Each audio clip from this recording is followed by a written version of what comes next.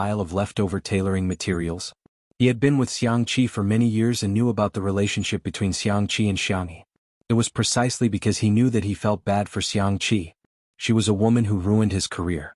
Forget it if he kept cutting ties with her, why did he have to waste these precious materials on her? She wasn't worth it. She wasn't worth it at all. God, I, Roman, am praying to you sincerely, please make the woman who bewitched Hades stay away from him. At this moment, a sweet aroma wafted into his nose. He subconsciously looked towards the source of the aroma. A young girl wearing an apricot-colored plush jacket came out of the kitchen with a plate of golden egg tarts. Boom! Roman's world began to collapse. Oh God, is this woman a banshee? Why am I bewitched by this aroma too? Chapter 166.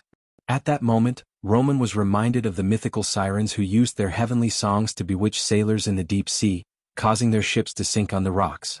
In his eyes, the fair and gentle Asian girl in front of him was equivalent to a siren. The opposite of the heavenly voice was the sinful food in her hand. Hey, it's just a few egg tarts. France's desserts are the best in the world. He absolutely had to stay rational. Xianxia felt like he had been struck by lightning. Apart from biscuits, my sister actually made egg tarts. And it's not just for me. He watched as his sister gave one to each of the C7 brats and two to that old man Shui. She even politely asked his assistant if he wanted to try. Roman thought to himself, I'm not eating this. I'd rather die than eat this. Roman's body took the egg tarts with both hands and opened his mouth as wide as he could, biting off half of the egg tarts in one bite. The crust was crispy while the egg was soft. The crispy crust blended perfectly with the smooth filling. The aroma of milk, egg, and caramel blended together to create a sweet but not greasy taste. His brain felt like it had exploded with fireworks, going from brilliant to blank. It took him a long time to come to his senses. Roman looked at the half-egg tart in his hand in disbelief. How can this be? How can this be?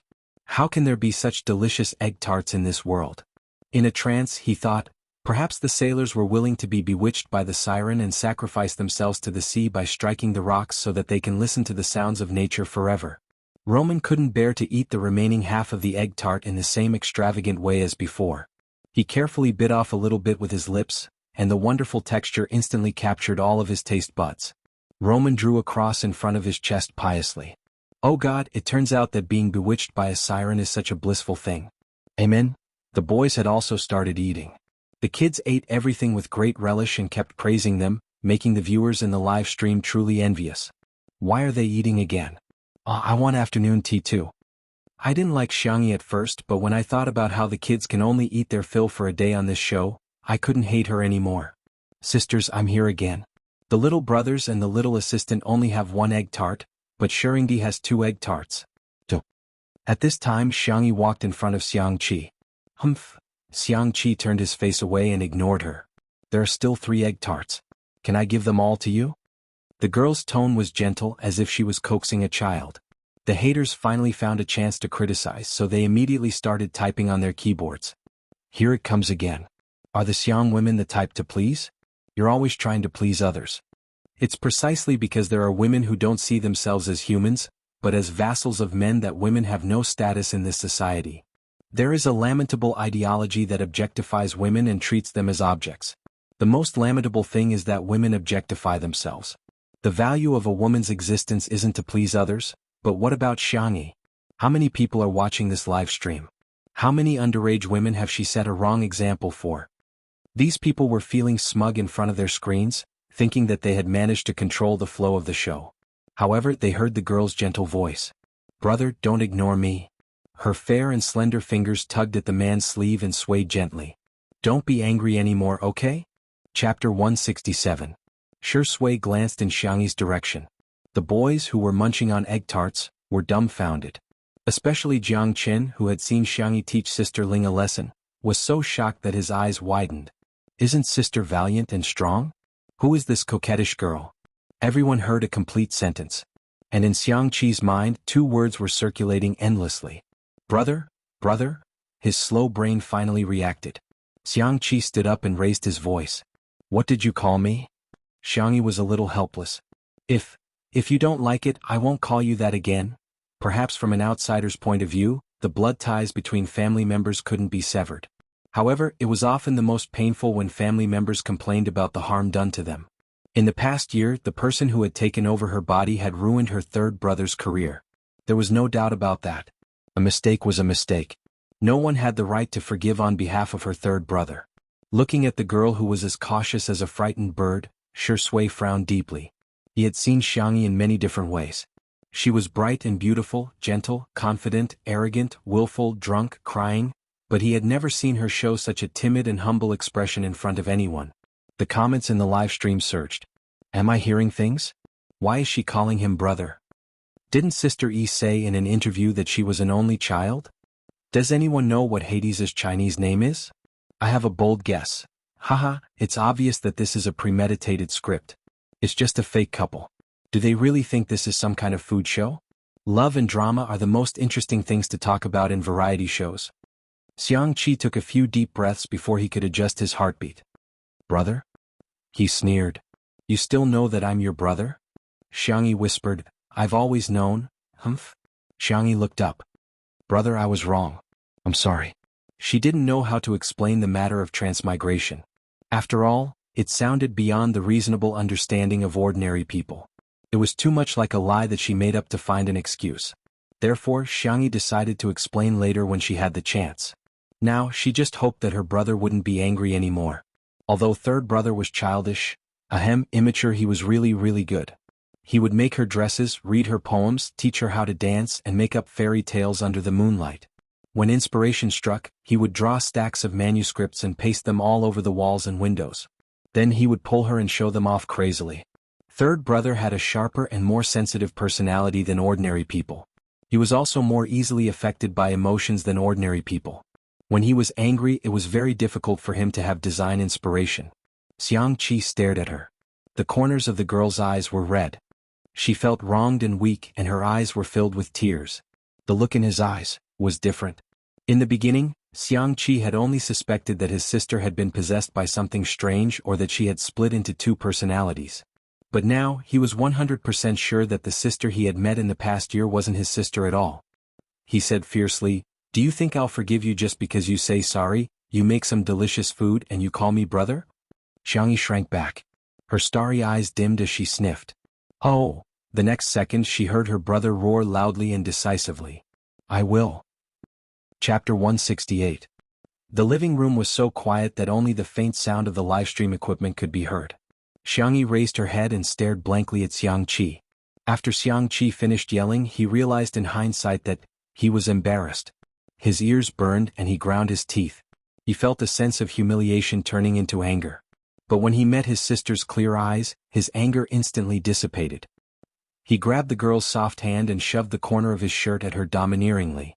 Xiangyi's face was filled with confusion. Xiangqi said fiercely, Hurry up and call me big brother. Don't you know how to coax me when I'm angry? In the live stream, the viewers who saw this scene were dumbfounded. Why was this plot completely different from what they had expected?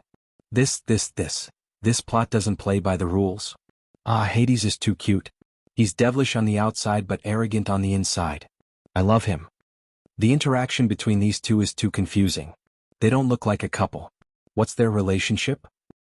Those who say our sister E is sucking up to Hades, open your eyes and see clearly who's sucking up to whom. Hades was clearly the one who made Sister E an apron and a hair tie first. Xianxia's emotions were complicated.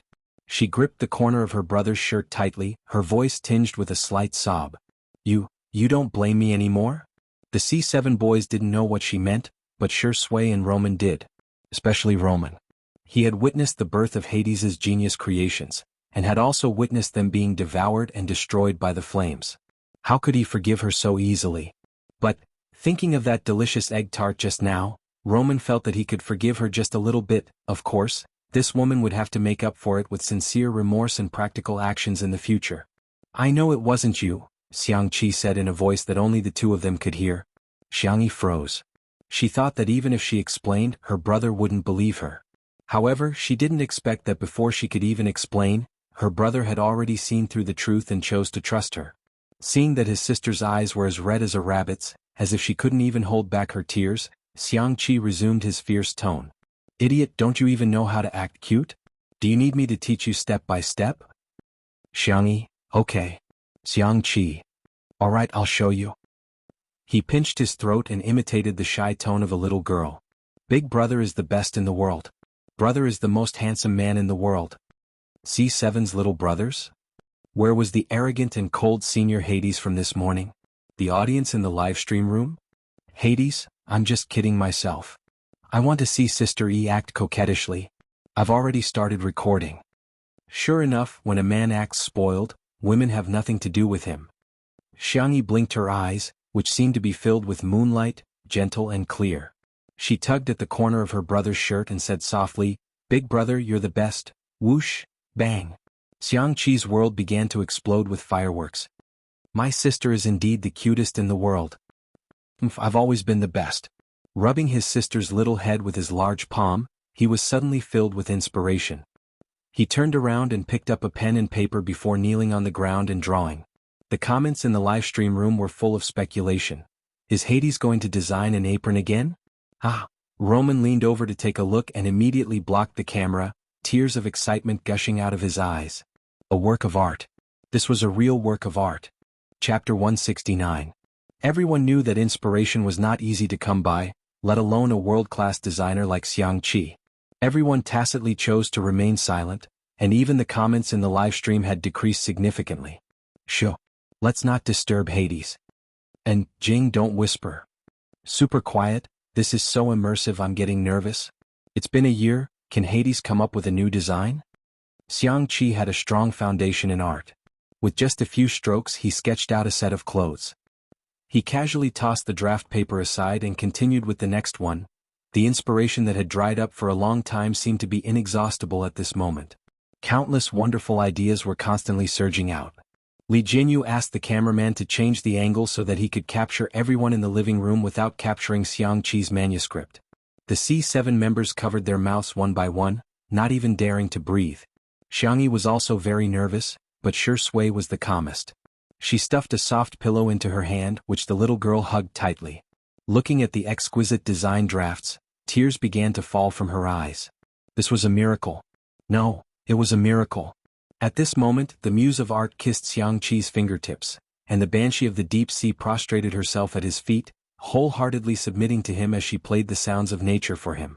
This process could be described as slow, but it could also be described as fast. About 20 minutes later, Xianxia threw away his pen and lay on the ground, exhaling deeply. His brain was in pain, but his mind was extremely excited. Xianxia hurriedly threw away the pillow and knelt beside him, massaging his temples and the space between his eyebrows. With her professional massage technique, Xianxia felt his headache ease a lot, followed by a deep exhaustion. He rubbed his head against the girl's palm and coquettishly said, "Remember to make me stir-fried pig intestines with hot peppers. I also want pudding and..." Before he could finish his sentence, his thick eyelashes drooped and he fell into a deep sleep. Xianxia, in the live stream, he fell asleep just like that? Amazing. Why does he still remember pig intestines? I'm dying of laughter. Actually, I can understand. It's really tiring to use your brain too much. Who can stand the coquettish Hades? Sister E, please satisfy him. Roman quickly sorted out Xianxi's manuscripts, and then habitually took out a blanket, covered the man and carefully tucked him in. Not to mention the ground in order to find inspiration, a certain someone had even slept in a tree. Don't worry everyone. You can talk and laugh as you wish. It won't affect Hades. He won't wake up even if there's thunder or an earthquake. Roman bowed. Now that I have the design drafts, there are still a lot of things to do. I'll take my leave first. Li Jianghu arranged for the staff to send him off. The live broadcast continued. As Roman had said, Xianxia slept like a log. It was drizzling outside, so it wasn't suitable for filming outside. Fortunately, the production team had already prepared a backup plan for the guests to play games in the living room. Before the game begins, please write down a punishment plan. Whoever loses will draw lots later. In the live comments, "Ha ha, the production team is too good," Xianxia casually wrote down a nursery rhyme. She was a little curious about what Shui had written next to her. Nudging his elbow, she asked, "What did you write?" Shui chuckled and directly showed her the note. On it were 2 words written in bold strokes. Vinegar. The 2 of us are too cruel. Xianxia sighed. Little did she know that the boys from C7 were going crazy.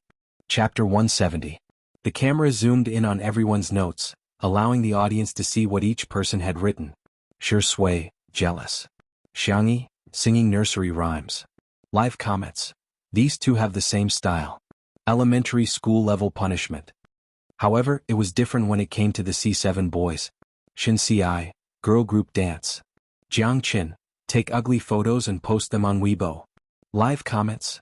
Haha, it's obvious that these boys have cheated each other a lot. Qinzai, mommy really wants to tell you through the screen that you can lose this game too. WTF, WTF, Akai's writing is too cruel. Staying in a confined space to listen to ghost stories? That's too scary. After collecting everyone's paper slips, Li Jianghu smiled and announced the game's content. This game is called All Villains. In each round there will be a princess, 2 killers and a knight. The rest of the people will be civilians. The killers must kill the princess or survive to the last round to win. The knight needs to protect the princess. You can vote in each round. If all the killers are voted out, the princess will win. Jianghu raised his hand. What about the civilians? Do they protect the princess? Li Jianghu, who said civilians must protect the princess? They can also protect the killers. The guests? Live comments? Fine, the program team really knows how to play. In other words, civilians can be good or bad? Xianxia rubbed his chin. So every round is a free-for-all? That's interesting. Li Jianghu took out the cards prepared by the program team. Let's try it out first. There's no punishment for this round. After 1 round, everyone understood the rules. Okay, then the loser will have to accept the punishment. Li Jianghu grinned, looking like he was enjoying the show. After drawing the cards, the cameraman took a close-up of each person's card. Xianxia had drawn the princess, Jianghu and Xianxia had drawn the killers, and the knight card was in Shui's hand. The first round began. I'm a good person. Jianghu was obviously not good at lying. It took him a long time to say, "Really, you guys have to believe me." The younger brothers said, "Of course we believe you." Then they all voted for Jianghu. In the live stream, "I'm so angry I'm trembling in the cold, this little lousy group has no team spirit, pure teasing, don't argue, you're right." Zai-Chin rubbed his head. "Mommy knew you were an idiot. Such a dangerous game is not suitable for you." In comparison, Xianxia is so calm. He even voted for Jianghu. "Go see Zai. Kill Princess Duck." Xianxia relied on her strong mental fortitude to survive 2 more rounds. However, she had never played this type of game before. She was clearly on the right side, but she was suspected of being the villain. Xianxia had a rough idea of what was going on. He said, "Sister, you're the killer, aren't you? Everyone follow me and vote for her." Everyone voted. Shui was the only one who hadn't voted yet. Xianxia urged, "Senior Shi, hurry up and vote." Shui pushed his glasses and looked at Xianxia with gentle eyes. "Aren't you going to beg me?" His deep and mellow voice was both sultry and seductive. Xianxia muttered softly, "But you only have 1 vote. It's the same no matter who you vote for." "That's true." Shui chuckled. "Since we can't live together, let's die together."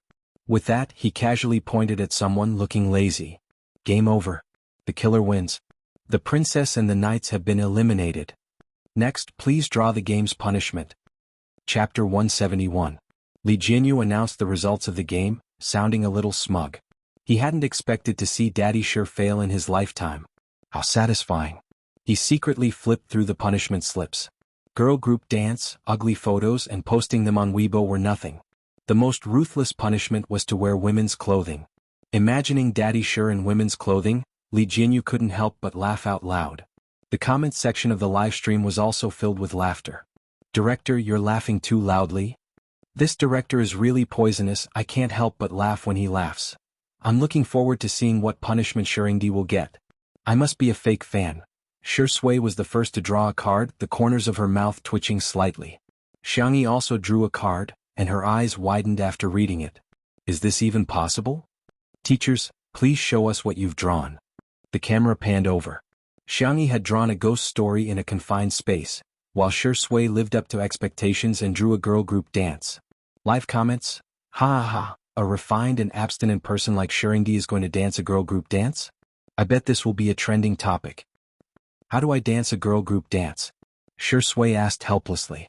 Xianxia, Qinshin, show it to Senior Shi. The others followed suit.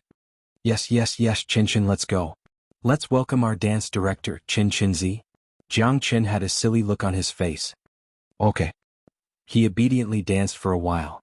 After all, he had a solid foundation in dancing, and even a girl group dance would look good. In the live stream, the fans of C7 were extremely satisfied. Our silly Qinshin didn't even know he was cheated 2333.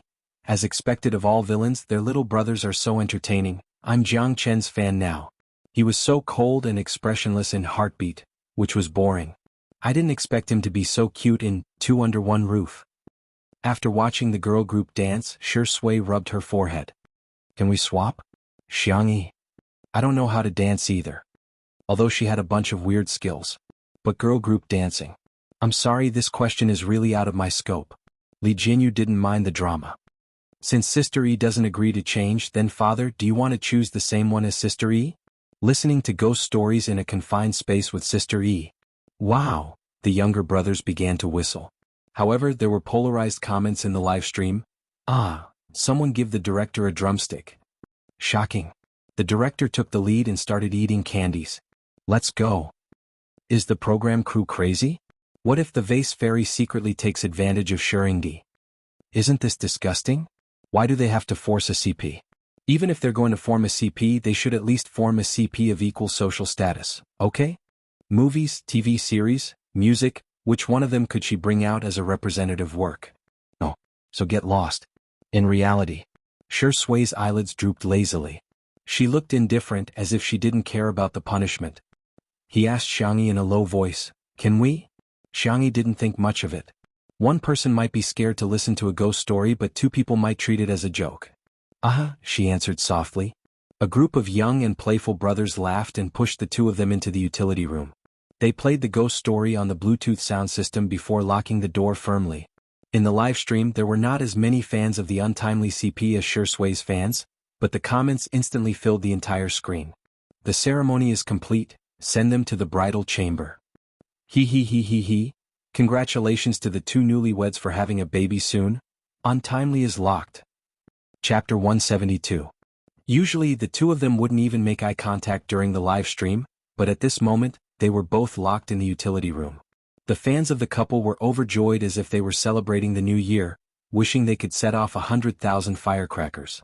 The only regret was that there was no image and they could only listen to the sound. The dimly lit utility room wasn't large to begin with, and with the addition of two people, it seemed even more cramped. The Bluetooth speaker was playing a ghost story. Late one night, the husband returned home only to find that his wife had disappeared. He said, "Honey, stop playing hide and seek with me, I see you."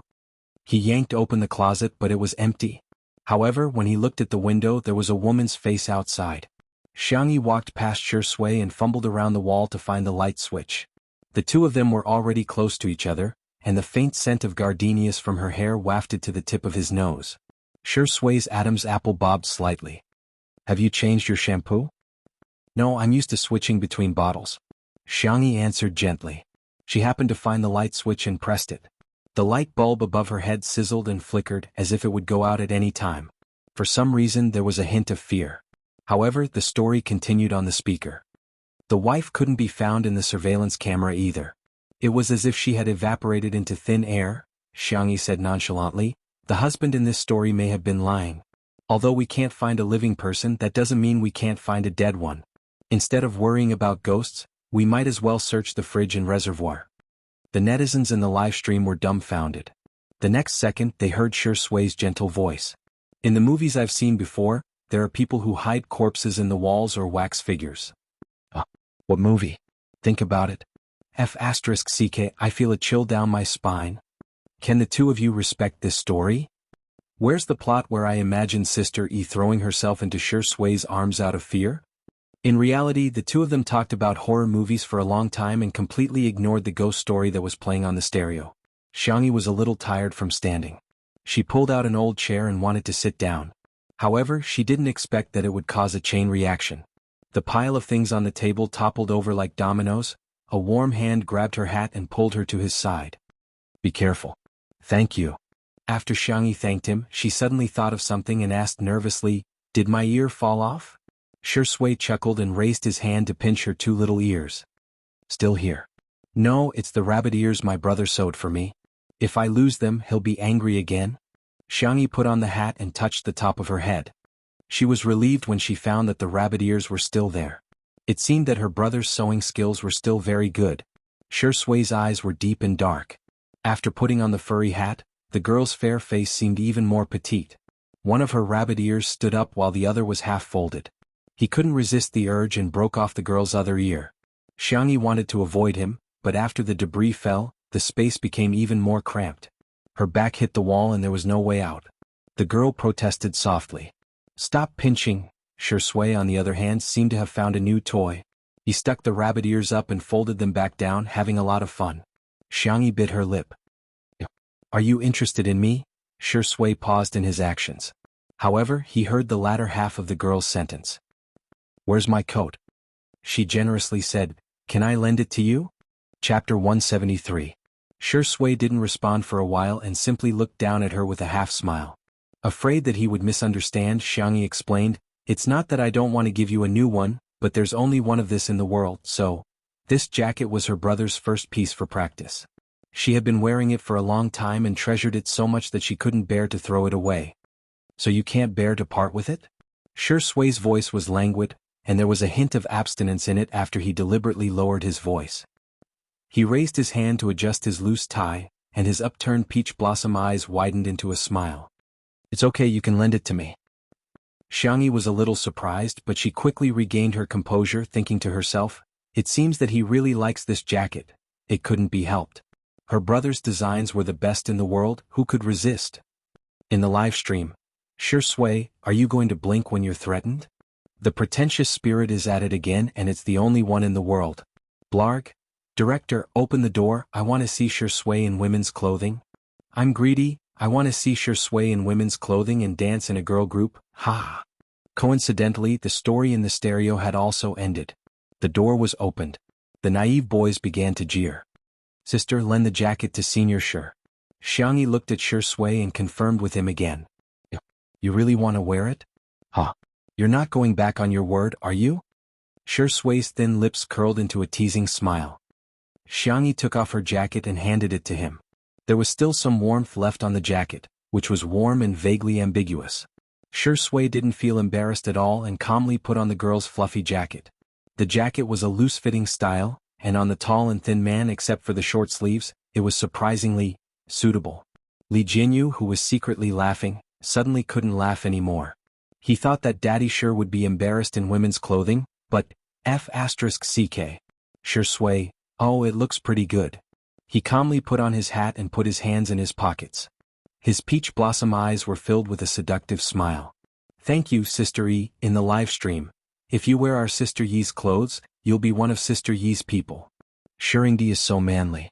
His shirt with bunny ears shark me. The jacket is so cute. Taba used image recognition to search, but there really isn't a similar design. Is this some niche brand? For the rest of the game, Shui wore Xianxia's jacket the whole time. He was so calm and natural that no one thought anything of it. Xianxia was the only one who felt that something was wrong. After playing 2 rounds with everyone, she exited the game and went to the kitchen. Xiao Naofu circled around her feet and softly whined, "Meow meow, are you hungry?" Xianxia touched its belly. It was still round. She felt helpless. "Xiao Naofu, did Jiang Chen and the others secretly feed you?" Xiao Naofu looked innocent. "Humph, those stinky little brothers want to hug me, of course they have to pay the price. You'll get fat if you eat too much." Xianxia tried to reason with it. Hearing this, the soft kitten lay down on the ground, revealing its white belly. It tilted its head and said in a childish voice, "Meow meow meow, does sister not love me anymore? I only have sister in my heart.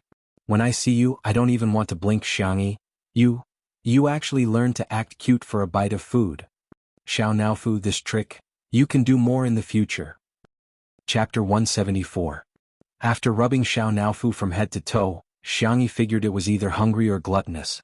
She cut a small piece of fish into thin slices, roasted them, sprinkled some seasoning on them and fed them to the kitten.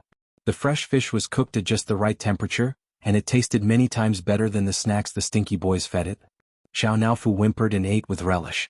After finishing the last few slices, the cat's round eyes turned. It picked up the fish slices and walked gracefully to Shui with its short legs. Shui and the others were still playing games in front of the coffee table. The kitten nudged Shui with its head. After the other party gave it a puzzled look, it slowly ate the grilled fish slices. "Jiangchen, is Xiao Naofu eating the fish that you caught, senior?" Xiao Naofu was even more proud. "Hee, stinky man, I'll always be his favorite. You're only worthy of fishing for me, ah meow." Shui said calmly, "Do you have a reliable pet hospital to recommend? Is Xiao Naofu sick?" Jiangchen asked nervously. "It's not sick," Shui smiled. "I just want to know what to pay attention to before a kitten is sterilized." Xiao Naofu, Sigma, degree, F** CKU. Jiangchen, but Xiao Naofu doesn't even have a girlfriend yet. Sterilizing it will deprive it of its happiness. Bullet comments. Qinzai, I suspect you're cheating and I have sufficient evidence. Shui, losing something after getting it is the most painful. The boys were convinced and felt what he said made sense. But for Xiao Naofu it was like a bolt from the blue. What to do? What if the stinky man secretly took it to a pet hospital when he wasn't around? Xiao Naofu suddenly felt a chill under its tail. It hesitated, then leaned over to Shui and spat out a piece of grilled fish. It urged anxiously, "Meow meow." The netizens were tickled by this scene. "Haha, Green Tea Meow is admitting defeat. Green Tea acts, Big brother, try this fish, it's so delicious. Have you guys noticed?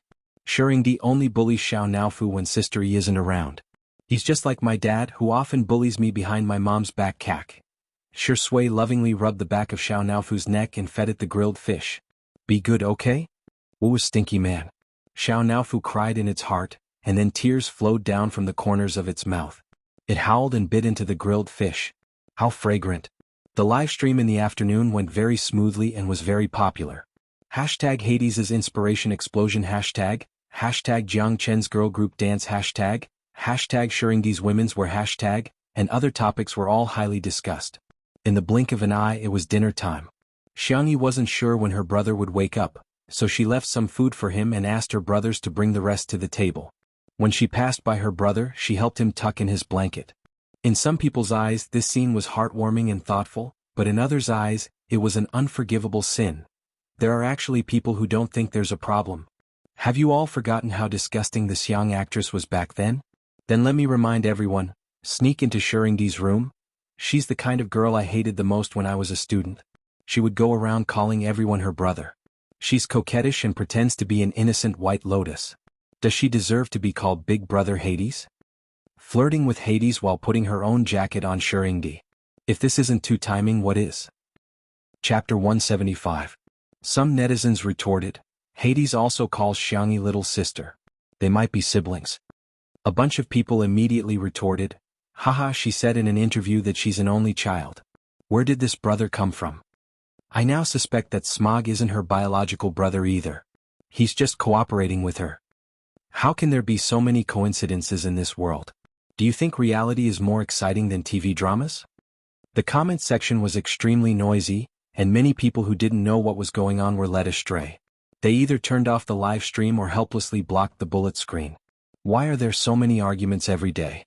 The staff immediately reported to Li Jianyu about the situation in the bullet screen. Li Jianyu frowned deeply. After all, there were so many netizens that it was normal for there to be haters. However, it was mealtime. After so many days of live streaming, the most attractive part of Two Under One Roof was the food that Xianxia cooked. Hence, the comments during mealtime would be very harmonious. Today's large-scale argument, it was very abnormal. Li Jianyu suddenly thought of something and clicked on Qin Mian's WeChat Moments, the director of Heartbeat. He had posted a status update a few minutes ago. Qin Mian, Muyao TV. Muyao TV's new livestream variety show, Eating Well for All 3 Meals, has officially set sail. Thanks to Meijia Milk by Xianxia Laundry Solution and Great Sports, 2 A-list celebrities have appeared. Tomorrow at 9 a.m., we will unveil 2 mysterious guests. Li Jianyu gritted his teeth. He didn't expect Qin Mian to start another variety show after the incident where he cheated his fans of their money. The name and number of guests were obviously the same as Two Under One Roof. Shameless. Li Jianyu gritted his teeth. He didn't expect to be so disgusted even after leaving Muyao TV. The public relations department of Muyao TV was extremely powerful, and the negative comments in the livestream were probably their doing. In order to promote their own variety show, they didn't hesitate to destroy their competitors. Such vicious competition was really despicable. At the dining table, no one knew about the bloody storm in the comments section. After the food was served, the boys ate very slowly.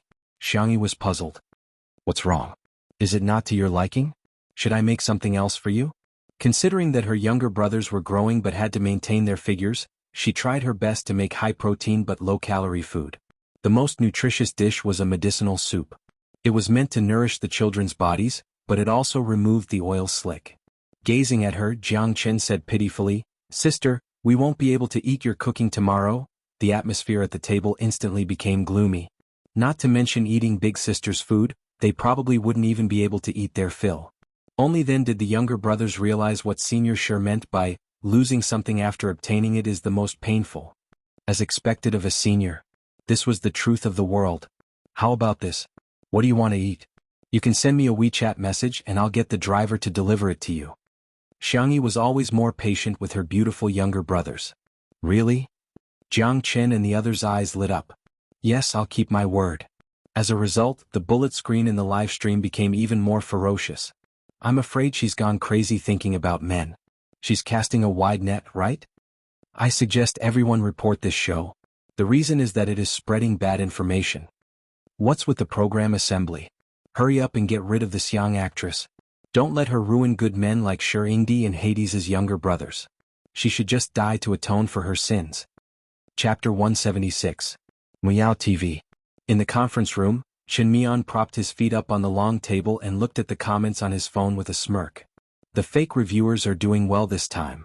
The head of the public relations department smiled and said, "Now, not only has the comments section of the live stream of Two Under One Roof fallen, the posts we arranged on Weibo and forums have also been published. We can't beat them. Let's just compare how lousy they are. Anyway, Muyao TV has never lost when it comes to lousy." Countless Weibo posts were posted, and the negative public opinion was rampant. The live stream of Two Under One Roof is too hostile. It's better to look forward to Eating Well for All 3 Meals, a real lifestyle and food variety show. Do you really believe that Xianxia doesn't need to be popular? Wrong. Think about how many trending searches Two Under One Roof has been on these days. Who would believe that it's not a publicity stunt? The female star Xiang has really brought too much hate to Two Under One Roof. To be honest, she's almost considered a celebrity with a bad reputation. She openly flatters and seduces men. Choosing her to appear on this variety show is the production team's biggest mistake. Everyone had a herd mentality. Seeing the overwhelming negative comments about Two Under One Roof, the netizens who hadn't watched it naturally didn't want to watch it anymore. Those who were watching it also felt that it was better to watch something else. After all, it was too annoying to watch it with the bullet screen. The number of real-time viewers in the live stream had obviously begun to drop. However, why are there still so many people watching? Qin Mian frowned. The head of the public relations department was also a little speechless. Aren't these netizens stupid? More often than not, they would charge into the trap like an idiot and achieve the desired effect. They had planned this because they wanted the number of viewers to plummet. Although there was a drop now, the proportion was not high. There were still millions of people watching. She forced herself to save some face. Maybe it's because it's mealtime. You know that food bloggers are very clingy. Those fat foodies only have food in their eyes, so they probably blocked the bullet screen. Chinmian urged, add more fuel to the fire. If it doesn't work, contact the hacker from last time and hack their livestream. They had used this trick on the day Two Under One Roof started broadcasting, which was also the reason why the livestream of Two Under One Roof was interrupted several times that day. There are experts over at Xianxia app, ordinary hackers can't break their security wall. Then let's find a top hacker. Top hackers are expensive too. That's nothing. As long as Two Under One Roof collapses, eating well for all 3 meals will be able to earn back the money in minutes. Chinmian added, don't forget that I invited Zhuyi and Jianghu this time. Zhuyi, a double best actor, a famous martial arts star with a very high national popularity. Jianghu debuted as a singer. She was crowned as the Queen of Songs and had countless popular songs. These two people could be said to be A-listers among A-listers. A few years ago, when news of their secret marriage spread, Weibo was paralyzed. Fans felt that they had been deceived, and their reputation was affected. The reason why he participated in eating well for all 3 meals was that Muyao TV gave him a lot of money. On the other hand, he wanted to clear his name by showing off his love. The person in charge gritted his teeth. Alright, I'll contact them right away. The manner. The dishes were swept clean. Xianxia inadvertently turned her gaze and realized that her brother had woken up at some point in time. His slender fingers were resting on his forehead as he looked down at his phone. His expression, it was incomparably ugly. Chapter 177. Xianxia got up and said, Brother, you're awake. I left some food for you, wait a moment. Hearing her voice, Xianxia raised his head and responded with a faint before returning to his cold and aloof self. His slender fingers tapped something on the screen. Xianxia trotted to the kitchen to bring out the food, which was naturally mocked again. Haha, in the end there's nothing left. Did Hades find out that she's the king of drama? Why are you still so eager to get close to him? Aren't you cheap? Hades doesn't like you at all, okay? Little did they know that the seemingly noble, aloof and arrogant Hades was currently spouting sweet words on the livestream app. As soon as he sent out a few messages, a notification popped up on the screen. Frowny face. Hello respected user. Your account Little Sister is the cutest in the world, is suspected of violating the platform's rules and will be unblocked in 24 hours. Please be civilized and speak politely. Xianxia. He took a deep breath and went to the bathroom to wash his face with cold water. Only then did he feel a little more stable. He dialed his little uncle Xiangfeng's number. After the call connected, he skipped the pleasantries and went straight to the point. Unblock my account on the Xianxia app. Xiangfeng complained, am I omnipotent? Why do you always come to me for everything? What kind of overbearing CEO are you? Can't you do that? Xiangfeng. Send me your account number, I'll get someone to see what's going on. Xianxia sent a screenshot of his account number to Xiangfeng's WeChat.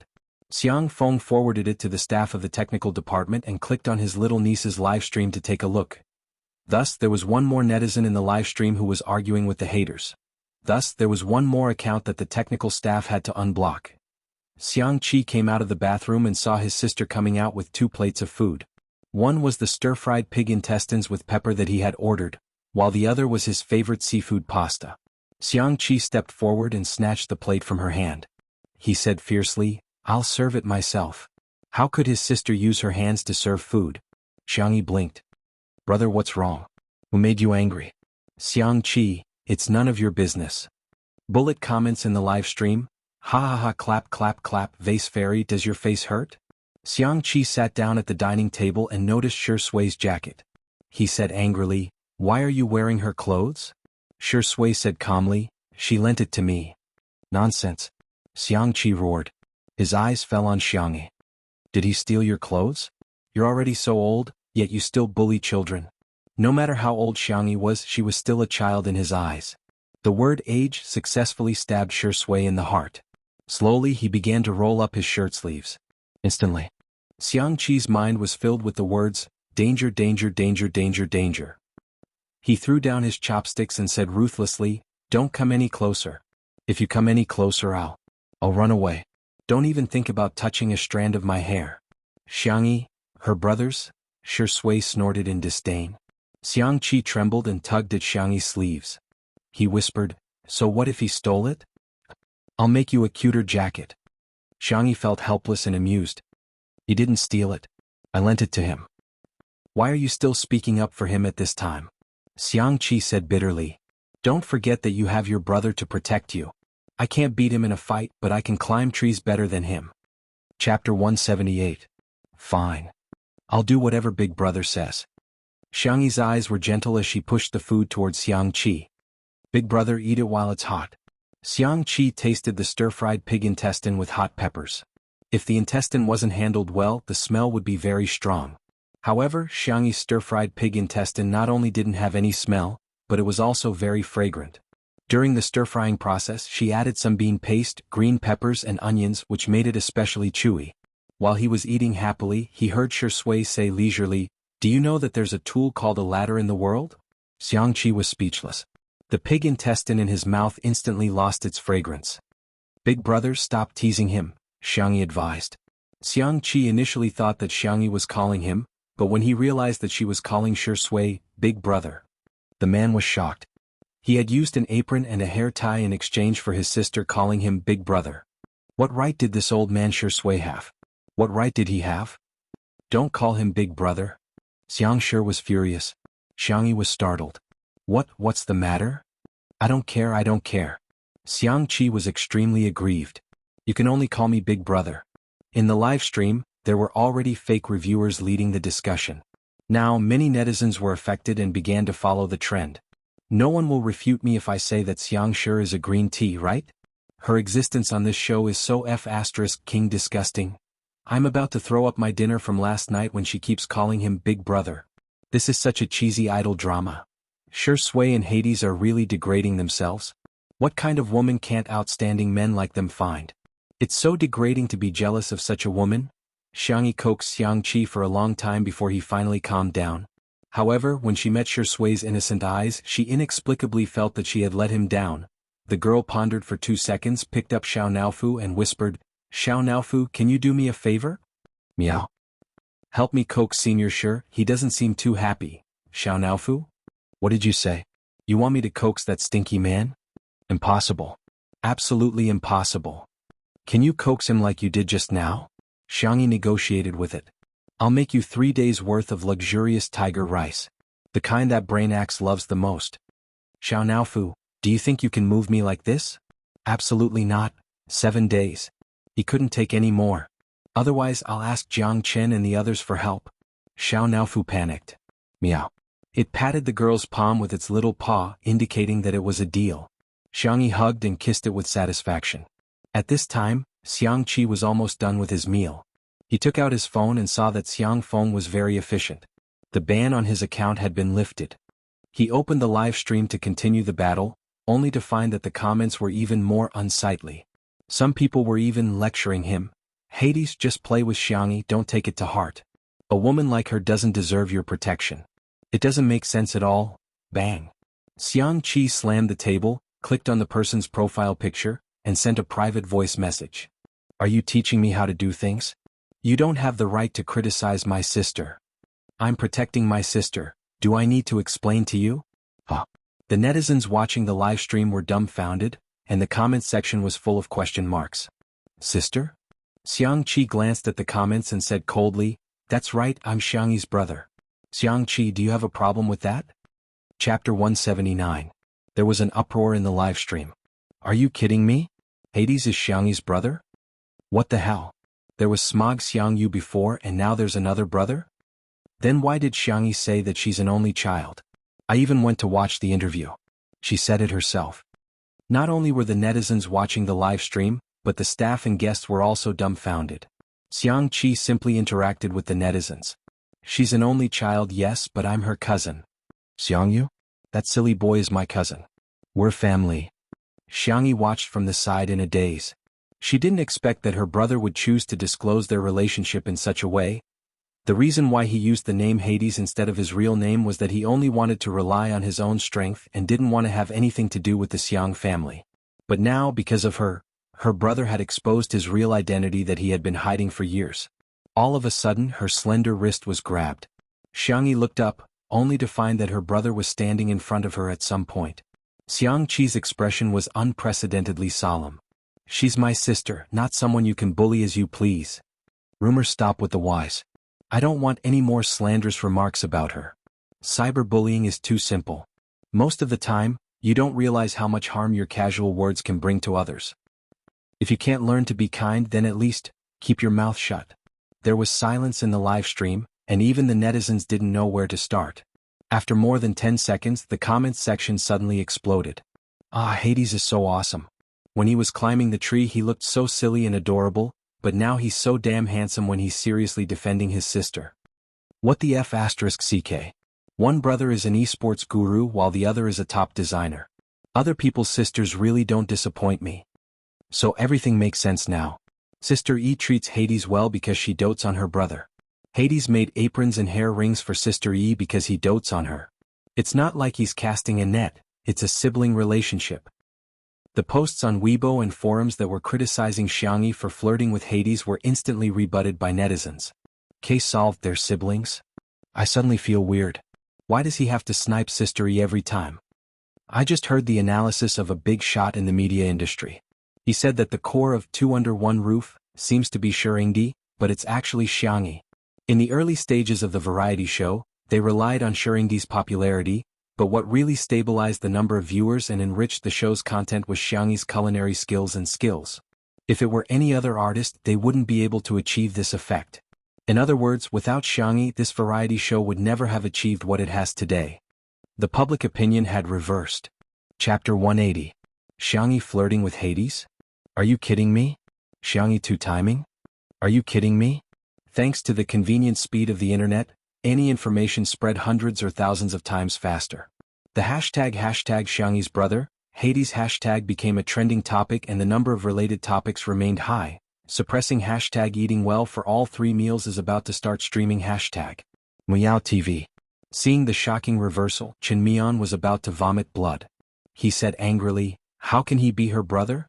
How many brothers does she have? The head of the public relations department had a sullen look on her face. She never expected that Xianxia and Hades were actually siblings.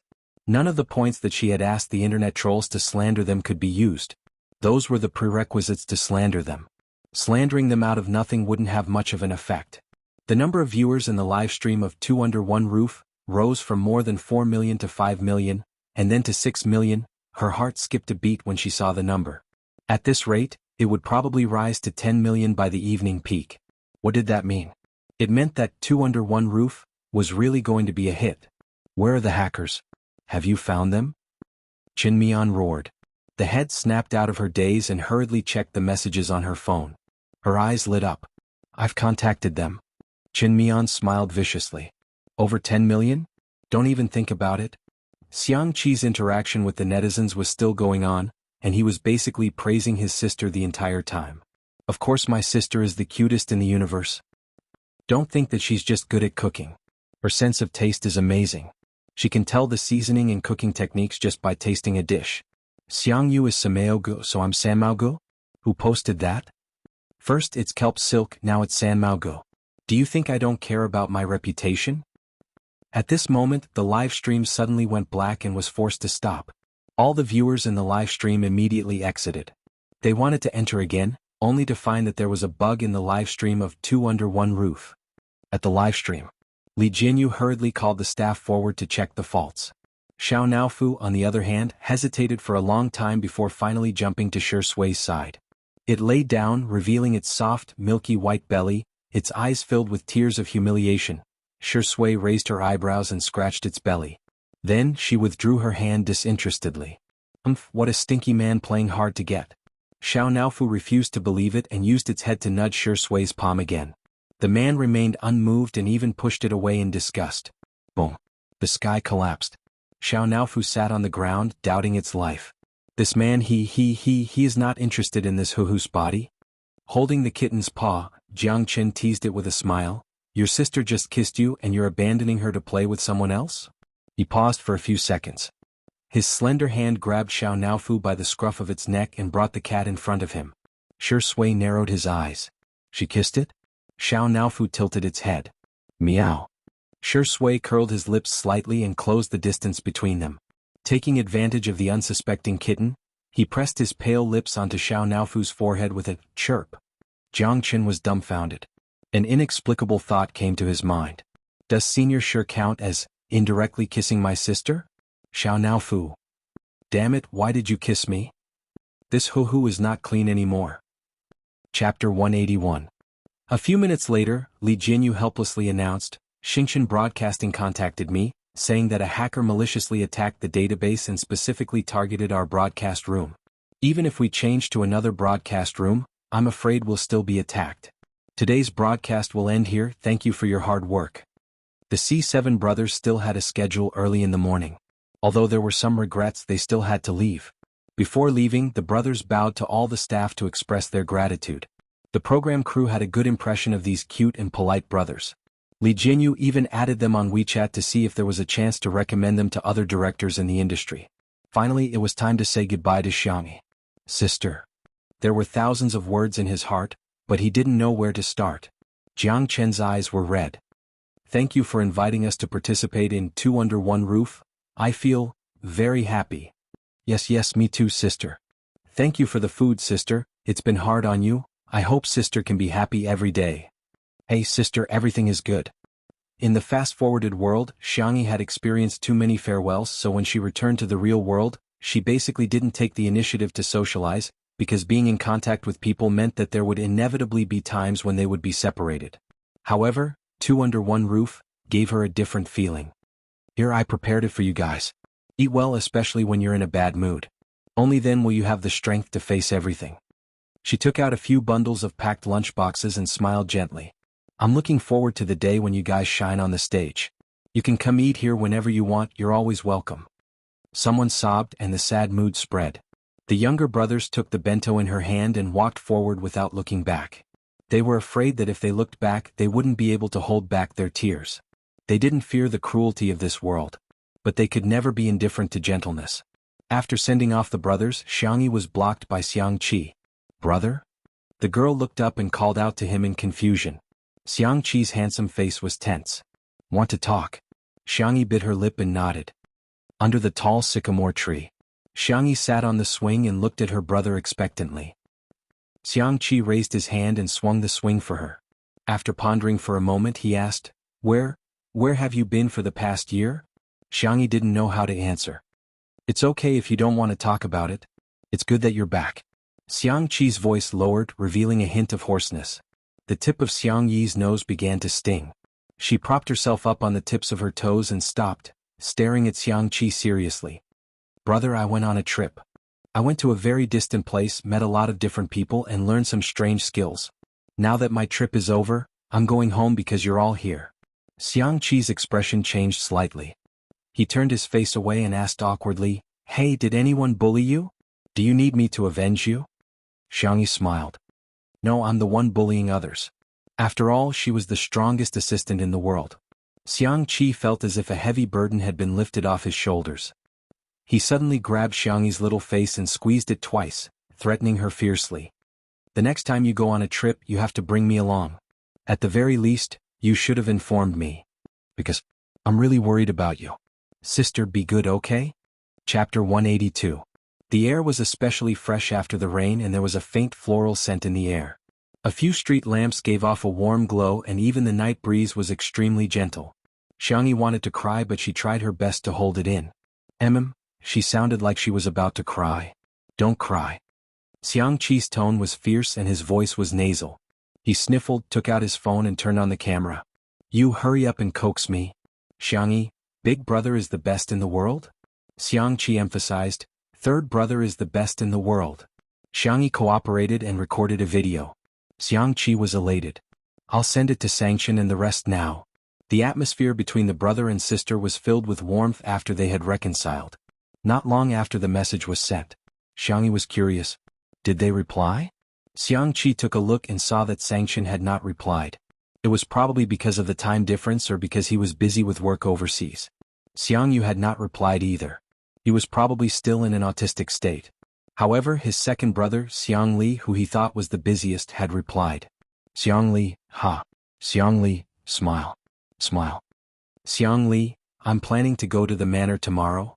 Xiangli, the sun will still rise tomorrow. It's unknown if you can see it. Xianxia. He quickly put away his phone and put it in his pocket, not showing Xiangyi the content of his reply. Brother, let me see. Xiangyi whined. What are you looking at? Go to sleep. Xianxia put on the airs of an older brother. Well, I have to go back to the studio to work on the new design. Huh? That urgent? Stay for another night? You can leave after breakfast tomorrow? I want to eat my sister's breakfast. But I have to be alive to eat it. Xianxia struggled for 2 seconds and made up his mind. You don't have to send me off. I'm leaving. But he plunged into the darkness as if he were being chased by a dog. Xiangyi. The childish third brother was so strange. However, she and third brother had reconciled. Thinking of this, a smile appeared at the corner of the little girl's mouth, and even her footsteps became lighter. In the living room. When Xiangyi came in, she saw Shui fiddling with the projector. The screen was frozen at the beginning of a movie. It looked like a horror movie. Only then did she remember that she had only used the projector a few times since she had bought it a long time ago. You want to watch a movie? Shui looked back and raised her eyebrows. Xianxia doesn't allow you to call him brother, so you won't? The little girl wanted to change her words, but Shui said casually, It doesn't matter what you call me. Xiangyi, then, how about I call you by your name? Calling him senior was indeed too distant. She was afraid that Shui would mind if she called him Zai Zai. After thinking about it, it seemed that calling him by his name was the most appropriate. Shui's eyelids drooped lazily, and the light reflected on his face gently. In the midst of the light and shadow, he responded with an indiscernible Shui. The little girl's voice was gentle and soft. She had heard this name countless times, but it sounded different when she called it. For some reason, it felt more intimate than when she called him brother. He looked at her from afar. His temperament and expression were as gentle and clear as ever, but there was a touch of affection between his thin eyebrows. Do you want to watch a movie together? He asked. Okay, I'll go get the popcorn. Xiangyi came out with the homemade milk-flavored popcorn. Shui poured 2 glasses of drinks and made goat milk for Xiao Naofu. Xiangyi's brain twitched and she blurted out, Aren't we a bit like a family of 3 watching a parent-child movie together? The room went silent for a moment. Chapter 183. An invisible awkwardness pervaded the air. Xiangyi awkwardly corrected herself. I'm telling a joke, isn't it funny? Shui raised an eyebrow. A cold joke. Fresh out of the oven, should it be considered a hot joke? It sounded more like a cold joke. The girl simply used the wisdom that her brother had taught her. As long as I don't feel awkward, then it's others who feel awkward. She calmly sat down on the sofa and stuffed popcorn into her mouth. Let's start. Shui turned off the lights in the living room and pressed play with the remote control. The room darkened, accompanied by the gloomy scene and terrifying sound effects on the screen. Xiao Naofu desperately burrowed into Xiangyi's arms. Xiangyi raised her hand to hug it, and the little cat whined and rubbed against her collarbone. Suddenly there was the sound of a chainsaw drilling. Xiao Naofu was so scared that it wanted to bury its head in her chest, but a ruthless hand suddenly appeared behind its neck and lifted it into the air. Meow meow meow. Xiao Naofu kicked its little legs, so scared that its fur stood up. Shui calmly stuffed the little cat into her pajamas pocket. I'll take care of Xiao Naofu, you eat your popcorn first. Xiao Naofu was as timid as a dog.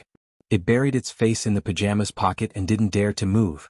Xiangyi, I want to tell a joke again, do you want to hear it? Shui, huh. Xiangyi, the scene just now was a bit like, Mother of a child, I'll take care of Xiao Naofu, you eat your popcorn first. Darkness shrouded the man's eyebrows and he seemed to chuckle. His voice was low and magnetic, revealing a languid and seductive energy. When did our sister E learn to take advantage of others? Cough cough. Xiangyi choked on her popcorn. Fortunately, Shui handed her a glass of honey lemonade in time. She drank 2 mouthfuls to moisten her throat and pretended to be calm. If you really want to take advantage of others, I'll call you Zai Zai and let you and Xiao Naofu call each other brothers. Xiao Naofu, meow.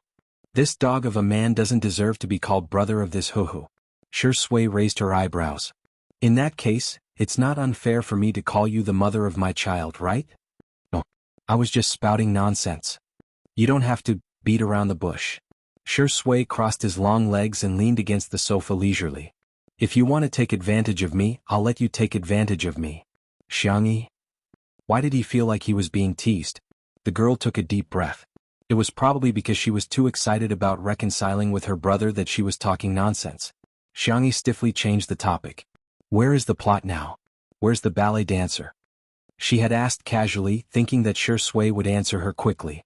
She did not expect him to be silent for more than 10 seconds before he said uncertainly, "Did you get your lunchbox?" The next second, the camera panned to the ballerina. Shui, with her by his side, it became extremely difficult to focus on watching the movie. Fortunately, the girl was engrossed in the movie and did not care about his answer at all. As she ate, she became sleepy and her head nodded. It looked like she was about to fall to the other side of the sofa. Shui quietly put his hand on the back of the girl's neck and gently moved her to his shoulder. The girl leaned on his shoulder, sleeping soundly with her eyes closed. His thin lips curled up slightly. Xiao Naofu's cat eyes widened. It felt like this scene was even scarier than the horror movie that was currently playing. This dog of a man actually has such a gentle side? Don't tell me this hoo-hoo is really going to have another father? No, another brother? Chapter 184. Unlike the peaceful days in the manor, a huge wave had been set off on the internet. First, there was a huge reversal of public opinion. Claims about Xianxia being a seductress and the self-objectification of women were all overturned by netizens. The marketing accounts and fake reviewers were scolded so badly that they began to doubt their lives. Then, the closure of the livestream caused strong dissatisfaction among fans. Complaints and disses were everywhere on the internet. What technical problem is this? It's been so long and they still can't watch the livestream? Let's talk about a conspiracy theory. I feel that the problem with the livestream is not a technical problem at all, but someone's doing. Think about it, the livestream of Two Under One Roof was also shut down several times on the first day, right? Don't talk about traffic problems. The traffic for the premiere of Heartbeat Next Door is not lower than that of Heartbeat. Why is the livestream so peaceful and the internet so stable? It's obvious that Muyao TV is familiar with this operation. What kind of tricks have they not used before? Slandering, exposing black material, creating hype, and hiring fake reviewers. 2 years ago they plagiarized a small web show and refused to admit it. The director posted on Weibo asking for help from netizens, but in the blink of an eye, his leg was broken. Damn. I was wondering why there were so many posts defaming Xianxia. I thought that this girl's business skills were a little bad in the past, but it wasn't to the point of being despised by everyone. It turns out that someone deliberately did this. These comments caused a huge uproar. Some fans even went to Muyao TV's official Weibo account and left comments asking for an explanation. The operations department of the official Weibo account approached the public relations department, and after some discussion they decided to delete the comments. Block users. Remove the trending searches on Weibo. The public relations department had long been used to such operations. The emotions of netizens came and went quickly. How long could the love last? How long could the hate last? As long as they refused to admit it and refused to respond, the netizens would have no evidence and no patience. What could they do to them? However, to everyone's surprise, the official Weibo account's high and mighty attitude of not taking the netizens seriously had successfully angered a large group of people. No way, right? I'm anxious. Delete the post? Can you delete it all? If you don't want people to know, don't do it in the first place. I'm dying of laughter. If you're not guilty, then what is? The love and hate on the internet might not last long. But anger does. It is better to divert than to block and divert than to lead. Blocking it and suppressing it would result in a backlash. Muyao Satellite TV's official Weibo was flooded with comments. Some people even found out that Chen Mian was the director of Eating Well for All 3 Meals, which would be broadcasted tomorrow. The netizens found a place to vent their emotions. Chen Mian's personal Weibo and the official Weibo of Eating Well for All 3 Meals instantly fell. At the drinking party, Chen Mian enjoyed everyone's toasts proudly. During this time, some people glanced at their phones and began to whisper to the people around them. Within a few minutes, everyone was looking at him strangely. Why aren't you drinking anymore? Are you looking down on me? Chen Mian was shouting drunkenly when his phone suddenly rang. It was obviously the name of his direct superior. The call was connected, and the boss said concisely, "Xiao Chen, the project Eating Well for 3 Meals has been assigned to someone else. You should rest well for a while." Chen Mian instantly sobered up. His face was as pale as a ghost. "Leader, you can't give up on me like this." The phone was hung up coldly. He wailed, "No." Chapter 185. At the same time. At a research institute. On the outdoor balcony, sparks of light flickered. Ah, brotherly, I finally succeeded. My experiment has perfectly extracted the Jianghu-3 enzyme. The chubby boy saw Xianxia and rushed over excitedly, wanting to give him a big hug. Xianxia's indifferent movement was comparable to a flash in a game, causing the little fatty to pounce on empty air. The tall man with long legs leaned against the railing, a cigarette in his mouth, looking indifferent and distant. Congratulations. What's wrong with a hug? The chubby boy mumbled. Isn't everyone saying that you don't like girls? Xianxia lifted his thin single eyelids, revealing a faint red mole under his eyelid. Assuming that I like boys, what does that have to do with liking you? Do you think I don't care about looks or IQ? The chubby boy was speechless. Thank you, I'm hurt. Brotherly, I heard that you took a leave of absence tomorrow. Are you going home to visit your family? There were many research maniacs in the research institute, and they might not contact the outside world for months when they were busy with a project. Xianxia was the most exaggerated. In the past year he had barely left the research institute. Yeah. At the mention of family, Xianxia obviously relaxed a lot. The corners of his mouth curled up slightly, and he smiled a little mischievously. I'm going home to bully little bunnies. The chubby boy was speechless. What kind of bad taste is this? The next day, Xianxia slept very soundly. When she woke up, she looked at the alarm clock beside her bed. It was 6:53 a.m. While washing up, the girl suddenly realized something. Wait, wasn't she watching a movie last night? Why was she in her own bed when she woke up? She spat out the mouthwash and sighed. After transmigrating back, her vigilance was getting lower and lower. Meow. Xiao Naofu, who was lying on the pillow next to her, opened its eyes and looked at her, humming in a childish voice. I like to sleep on pillows instead of a cat bed. Xianxia couldn't do anything about it, so she could only pamper it. Sleep a little longer, I'll make you some chicken and pumpkin rice later. Xianxia kissed its forehead out of habit, but Xiao Naofu stiffened. Yesterday that stinky man had also kissed her here. It couldn't even lick its fur. How infuriating. The little kitten rubbed Xianxia's lips with its paw and meowed miserably. Stupid woman, you're the same as this hoo-hoo. You're not clean anymore. After the morning exercise, Xianxia made breakfast for the staff. The doorbell rang and she got up to open the door. The morning fog had yet to disperse, and the surroundings were filled with moist and hazy water vapor. Little Rabbit Farm's Wang Xuanli smiled at Xianxia and said, Miss Xianxia, I'm here to deliver some food to you. After knowing that Xianxia was streaming, he would come over personally to deliver the ingredients every day. He would choose the best and freshest ingredients from Little Rabbit Farm. Thank you, Uncle Wang. Thank you for your hard work. Xianxia took the basket from his hand and said, Stay for breakfast.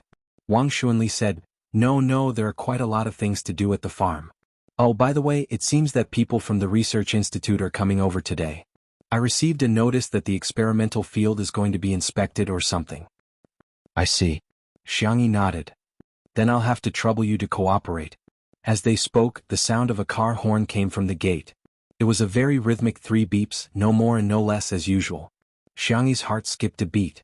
Looking into the distance, she saw a low-key black car.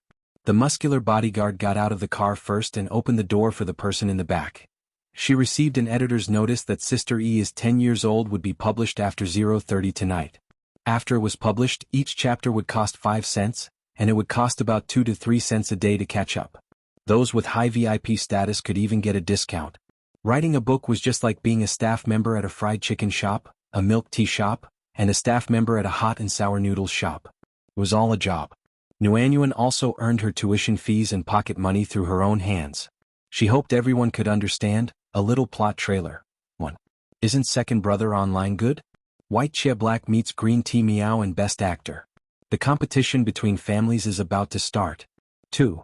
Sea King, Sister E is online and there's a bunch of fresh meat in the house. Shuringdi's status is in danger. I'm the male lead. 3. A large-scale face-slapping scene. When it comes to face-slapping, our Sister E will definitely not lose. 4. Throwing sugar at an untimely time. Today we're all experts. 5. Second Brother is here. Can the stubborn big brother be far behind? 6. Sister E drops her disguise and reveals her identity. She's really a Mr. Perfect big brother. Here's the main point, there are more than 20 chapters. Oh, degree asterisk. Oh, a book's first subscription is quite important. If possible, I hope our Sister E can have a full subscription. For all, heart to all the lovely you who accompanied me here. Chapter 186. The sunlight pierced through the clouds and the mist, landing on the man's body.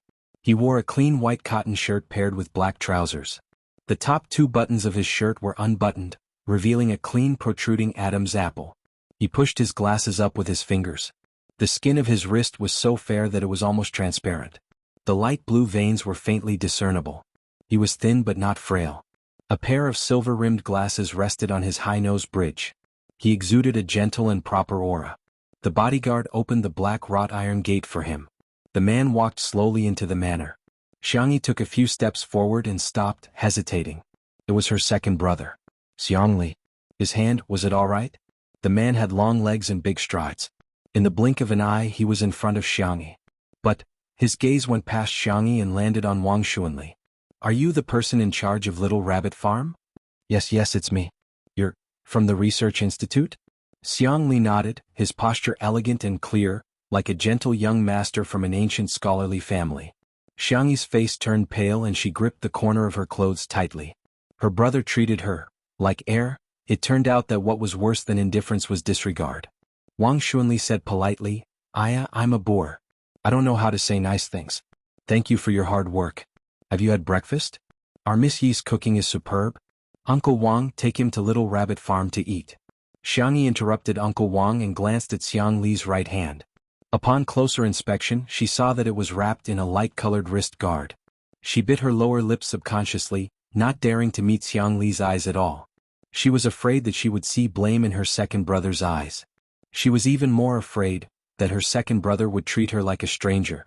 As for breakfast, considering her third and fourth brother's attitudes, her second brother must hate her to the core. How could he eat it? He would probably be annoyed if he even spoke to her. For the first time Xianxia ran away. She ran away. Missy? Wang Xuanli scratched his head, puzzled. What's wrong with Missy? She had never made a mistake when it came to etiquette, but her behavior today was very unusual. However, Xianxia suddenly narrowed his slender eyes, as a glimmer of a black-bellied light flashed past his eyes. He had only experimented for a while, and the answer had already surfaced. As expected, it wasn't that her, anymore.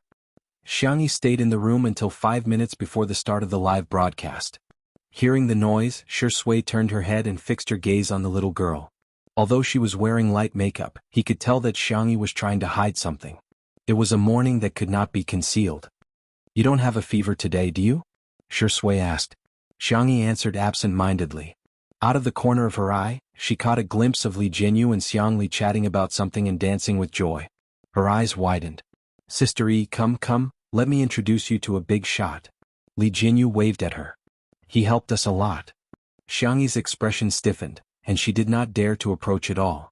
Suddenly, Shui's gentle voice sounded in her ear. Together? Xianxia thanked him softly and gratefully.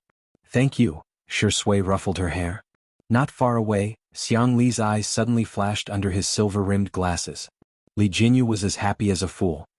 This is Dr. Xiang, a big scientific researcher who came to Little Rabbit Farm for a business trip. He heard about the attack on our live broadcast and helped us write a security wall program. Scientists these days are really too helpful. Alright, both of you have the same surname, it's really fate. Your ancestors might be from the same family. Chapter 187. Xianxia's cherry lips parted. She didn't reply. Xiangli looked at her with a half-smile and reached out his clean and slender hand. Hello. For a moment, Xianxia thought that her brother had forgiven her. But how was that possible? Second brother's hand was crippled. Xianxia couldn't help but feel angry when she recalled the information she had received from the investigation.